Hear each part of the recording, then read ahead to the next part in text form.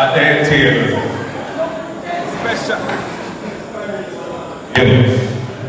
Special shout out, recognition and respect to the lioness, the Queen of the South, Comrade Keisha Burchell. Yeah. Comrades, workers and warriors of South St. James. May I tell you, I feel the vibes, I feel the commitment, I feel the energy, and I feel good about it. I want to say I have a certain ancestral connection with South St. James because an ancestral connection. My grandfather, Dr. Logan Levy, was born in Cambridge, South St. James.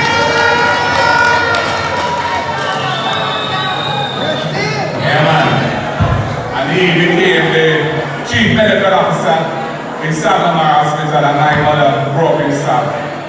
Anyway, comrades, I want to thank you very much for what you did for the party in the February local government elections. You know, that was a turning point for the People's National Party because it established in the minds of the people, especially our own people, that we were back and that we were powerful and that we are a force to be reckoned with. We won the popular vote across Jamaica. More people voted by the thousands for the PNP than voted for the other party. We won more councils.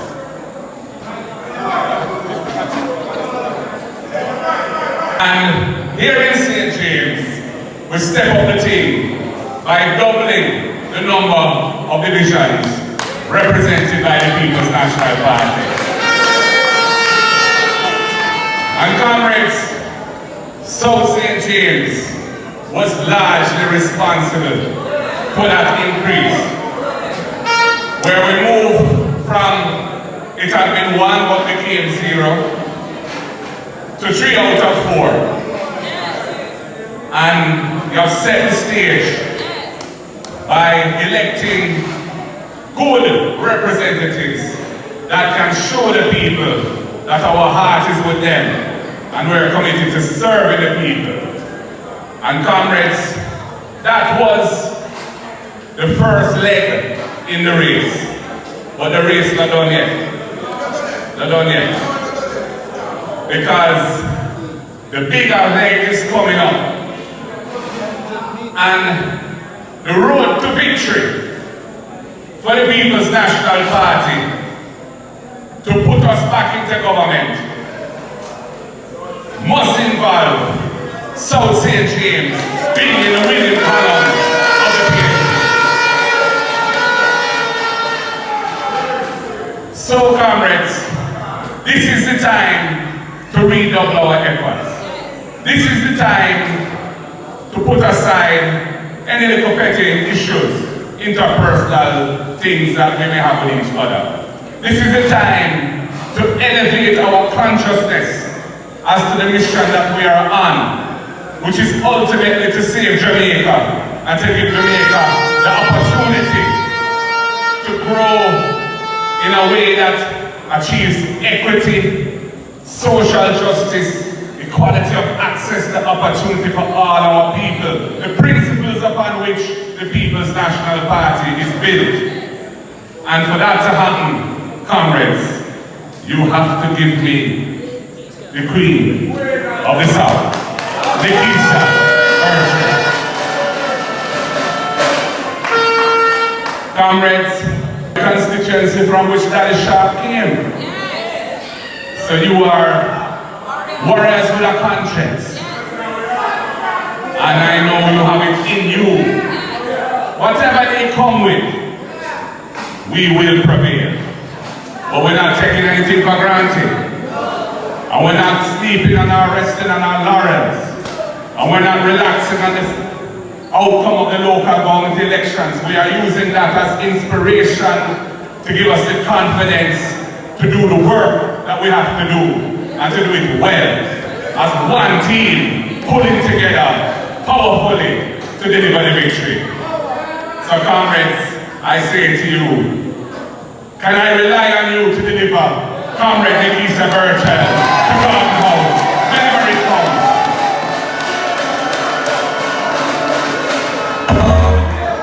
Thank you, comrades.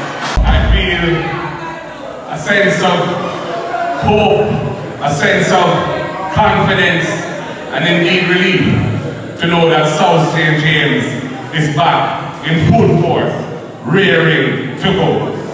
I want to congratulate the newly elected Executive Committee of the Constituency and urge you to put in the work, organize, organize, organize, in the true spirit of Norman Washington Manley, because it's through organization and hard work that we get the results that we crave. Comrades, Jamaica needs the People's National Party more than ever. We need to build a strong economy that works for all Jamaicans, which invests in the human capital of the nation to uplift our people and make them productive so that they can increase the wealth of their families, increase the wealth of their communities, and increase the wealth of all Jamaica. We need to build a society which cares for each other, where we can feel safe in our homes, and where we do not feel we have to go to foreign to make it in life, because Jamaica is a place where opportunities abound and where real growth and real wealth can be created for our people. And comrades, when I talk about investing in our human capital, it means we must have an early childhood development system and primary school system that is not failing our young people and delivering outcomes where over 30% leave that and go into secondary school and they can't read and write and they can't do basic arithmetic. We need to invest and do what is necessary to lift that system, raise standards across the board, because we want to have the best system of early childhood development and primary education in the Western Hemisphere. Many of the problems of our country will be solved by those investments, because we will have children going into secondary school who are ready to deal with the curriculum, can accept the learning that they get, and when they leave secondary school they will have the right platform to go into training, whether in college or university or any trade, and can deal with the things, the kind of skills that are needed and knowledge that is necessary to be a productive workforce and management force, so our economy can grow rapidly and create wealth for our people. Comrade Horton, he understands the importance of technology being part of the solutions to achieve that. Comrade Philip Paulwell understands the need for energy transition to renewables so we can drop the price of electricity and empower our people to generate their own electricity.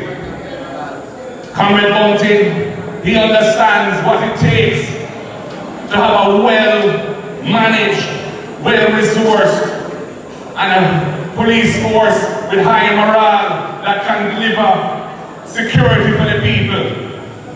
And when we have a set of young people who have a chance in life, and those who are going down the wrong path, we give them another chance to go on the right path, we can deal with the crime and violence problem. It cannot be solved only by hard, militaristic policing. You must also invest in the youth and uplift the youth so the youth can go down the right path and not have to stay down the wrong path.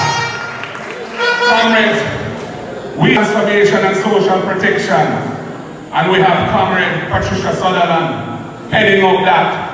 And that is the fulcrum and the linkages to transitioning the values and attitudes of our people to productivity and caring and bringing back the love in our society so that we are one people and we're striving for greatness, which is our destiny. Comrades, we have an economy today which is not adequately diversified. It is too dependent on remittances. and in fact tourism, which are good things. And tourism is a great industry, but as has been said already, it needs to deliver for the people who work in the industry and the people who service the industry. It can't just be an enclave system where the numbers that are published every quarter sound great, but the standard of living and the quality of life for the workers who are in it is not what it should be. We need to build a more inclusive model of tourism, a more connected model of tourism, a model of tourism that really benefits the wider economy in a much more meaningful way. And we have to uplift agriculture and rural development. We have to give our farmers more support, more access to finance, more access to better roads, more access to storage facilities, more access to marketing support. These are critical things because right now, agriculture is less than 10% of GDP. And we need to do that modernization of agriculture, the transformation of it with technology and linkages and relationships with larger players in the market, pulling together. And we have models for achieving that in this country already, and we need to broaden those things because we need agriculture to become a mainstay. We have the best products, we have the best ginger, we have the best cocoa, we have the best ganja. And if I was the one who started the ball rolling by pushing through the legislation to decriminalize personal use of ganja. And it burned me when I read what is going on in the Cannabis Licensing Authority. What governance lacking. And that is symptomatic of the entire government under this Jamaica Labour Party regime. Jamaica gone down a dangerous path. 8 members of Parliament under investigation for illicit enrichment, a corruption offence, where you have assets that you don't have lawful income that can show how you got it. That shouldn't be the case in our Parliament. Our Prime Minister is not in good standing with the Integrity Commission. His statutory declarations for several years have not been certified and published in summary form in the Jamaica Gazette as is required by law. That should be a disqualifying factor. He should not be eligible to run again as Prime Minister until he sorts that out.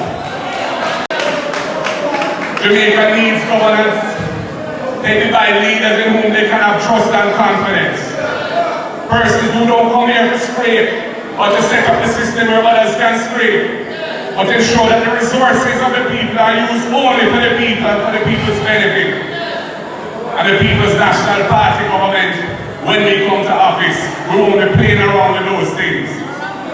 We are going to be serious about those issues because we have to build back the people's confidence and trust in the leaders of the country. That is the tradition on which the People's National Party was founded by Norman Washington Manley and the others who founded the party back in 1938. And we will abide by those principles, and we will uplift the standard of public life in this country because we need Jamaica to be a shining example of good governance, caring governance, and governance which puts the people's interest in the heart of everything we do.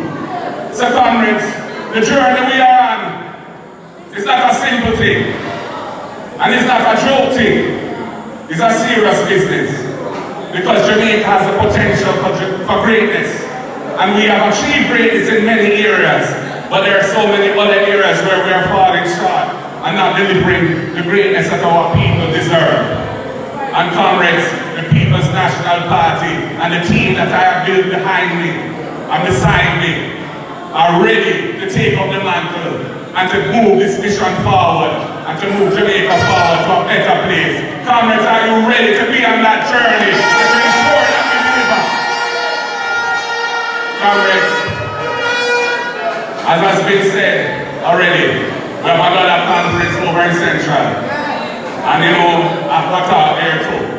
So I just want to say to you again, it is good to be back in my ancestral home here in South St. James. And I look forward to seeing you again. And I thank you for accepting and showing the love and support to this great young lady, Lisa Burchell, in whom I am well pleased, a woman of and immense commitment and creativity. She will serve you well, comrades. I have no doubt.